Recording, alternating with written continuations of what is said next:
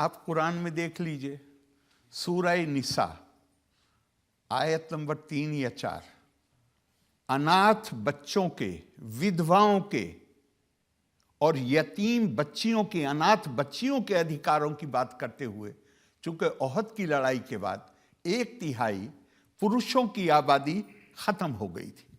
उस वक्त बहुत सारी विधवाएं थी। जर्मनी का केस आपके सामने, वर्ल्ड वॉर के बाद, जहां उन्होंने महिलाओं से कहा कितने भी बच्चे पैदा करो, हम नहीं पूछेंगे, जो ज्यादा बच्चे पैदा करेगी महिला उसे हम राष्ट्रीय सम्मान देंगे।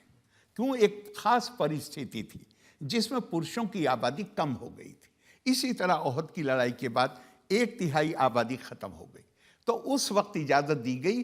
और किस संदर्भ में इजाजत दी गई? विधवाओं के और अनाथ बच्चों के अधिकारों के संरक्षण के लिए। लेकिन क्या कहा गया कि तुम कर सकते हो, बशर्ते कि तुम उनके बीच में न्याय कर सको, इंसाफ कर सको।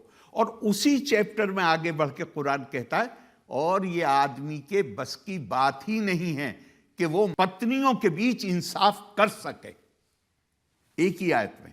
तो एक तरह से एडवाइस ये है कि भाई एक विशेष परिस्थितियों में इजाजत दी जा रही है, लेकिन ये तुम्हारे बस की बात है नहीं कि तुम न्याय करो, उसके साथ इजाजत दी जा रही है, लेकिन ये तुम्हारे बस की बात नहीं है कि तुम ये काम कर सको।